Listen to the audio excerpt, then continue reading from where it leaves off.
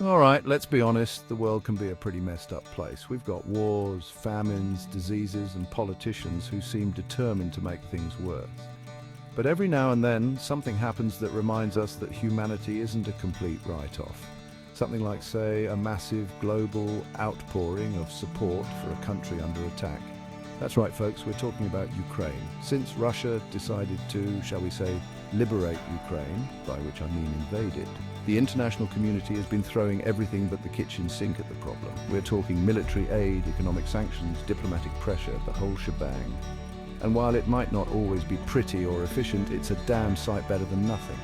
Now, I know what you're thinking. John, why should I care about some country I can barely pronounce, let alone find on a map? Well, for starters, because it's the right thing to do. But also because, believe it or not, this whole mess affects you too. We're talking about global security, energy prices, the future of democracy, all that fun stuff. So buckle up, Buttercup, because we're about to dive headfirst into the wild world of international support for Ukraine. First up, we've got NATO, the North Atlantic Treaty Organization. Think of it as a club for countries who are really into collective defense. You know, the whole an attack on one is an attack on all thing. Now, here's the catch. Ukraine isn't actually a member of NATO. It's like they're that friend who always hangs out with your group but never officially joined, which in this case is kind of a bummer because it means NATO can't just roll in with tanks blazing and save the day. But don't worry, they're not just sitting on their hands. NATO has been busy beefing up its presence in Eastern Europe, sending troops and equipment to member countries bordering Ukraine. It's like building a giant, heavily armed fence around Russia's backyard. The message is clear. We're watching you, Putin, and we're ready to rumble if you even think about messing with our friends. Speaking of friends, let's talk about the good old USA and its trusty sidekick, the European Union. These guys haven't been shy about showing their support for Ukraine, and I'm not just talking about strongly worded statements at the UN. We're talking billions upon billions of dollars worth of military aid. I'm talking Javelin missiles, Stinger anti-aircraft systems, drones, ammo, the whole 9 yards. Basically anything Ukraine needs to give those Russian invaders a good old-fashioned ass-kicking. And it's not just the big boys either. Even smaller countries are chipping in with whatever they can spare. It's like the whole world decided to do a GoFundMe for Ukrainian defense, except instead of cash, they're sending high explosive gifts. Now, some people might argue that sending weapons just fuels the fire and prolongs the conflict. And to them I say, oh, you sweet summer child, this isn't a schoolyard brawl we're talking about.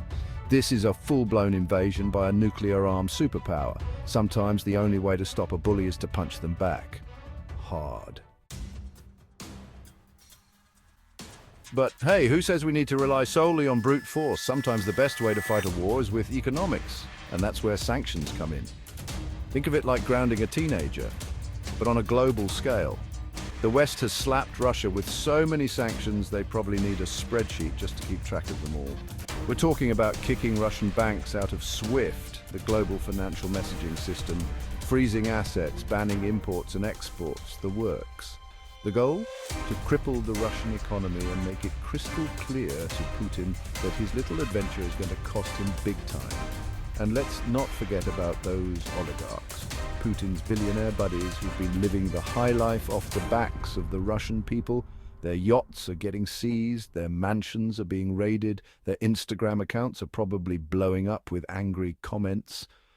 It's enough to make you almost feel sorry for them, almost. Section 5, the UN, condemnation resolutions and a bit of hand-wringing. Now let's talk about the United Nations, that bastion of diplomacy and international cooperation. The UN has been doing what it does best. Condemning the invasion, passing resolutions, and generally trying to broker some kind of peace deal. Of course, with Russia holding a permanent seat on the Security Council and therefore veto power, actually getting anything meaningful done is about as likely as finding a unicorn riding a unicycle while juggling chainsaws. But hey, at least they're trying, right? And besides, the UN's role goes beyond just resolving conflicts. They're also providing humanitarian assistance to millions of Ukrainians who have been displaced by the fighting. So, they're not entirely useless. Section 6 OSCE, The eyes and ears, mostly ears, on the ground. Next up, we have the OSCE, the Organization for Security and Cooperation in Europe. They're like the UN's slightly less famous cousin, but with a specific focus on, you guessed it, Europe. The OSCE has had a monitoring mission in Ukraine since 2014, when Russia first decided to meddle in its neighbors' affairs. Their job is to observe and report on the situation on the ground. Kind of like international referees, of course, just like in a soccer match. Sometimes the players don't like what the ref has to say. Russia has been accused of hindering the OSCE's work, limiting their access and even attacking their monitors. But hey, when you're waging an illegal war of aggression, I guess you're not too concerned about playing by the rules. Section 7, beyond governments, global citizens show their support, but it's not just governments and international organizations that are stepping up to the plate.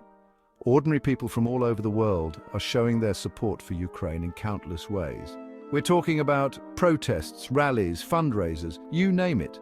People are opening their homes to Ukrainian refugees, donating to humanitarian organizations, and even volunteering to fight alongside Ukrainian forces. It's a beautiful reminder that even in the darkest of times, human compassion can still shine through. Even the world of business is getting in on the act. Companies are pulling out of Russia, refusing to do business with a country that's become a global pariah. From Apple to McDonald's, everyone's getting in on the boycott action. Who knew that corporate social responsibility could actually, be responsible? Section 8, the impact making a difference, 1 ruble and resolution at a time. So with all this international support, you might be wondering, is it actually making a difference? Well, that's the million-dollar question, isn't it? The truth is, it's hard to say for sure. Wars are messy, unpredictable things, and there are a lot of factors at play. But one thing's for certain, the international community's response has definitely made things harder for Russia. The sanctions are biting, the military aid is helping Ukraine put up a fierce resistance, and the diplomatic pressure is making it clear that Russia is isolated on the world stage. Is it enough to end the war overnight? Probably not, but it's a start. Section 9, the road ahead, the fight for freedom continues. So where do we go from here? That's the million-dollar question, isn't it? The truth is, nobody really knows. The situation in Ukraine is fluid, to say the least, but one thing's for sure, the international community needs to stay the course. We need to keep the pressure on Russia, keep supporting Ukraine, and keep working towards a peaceful resolution. It won't be easy and it won't be quick.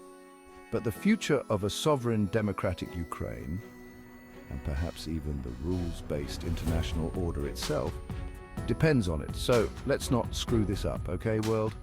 Thanks.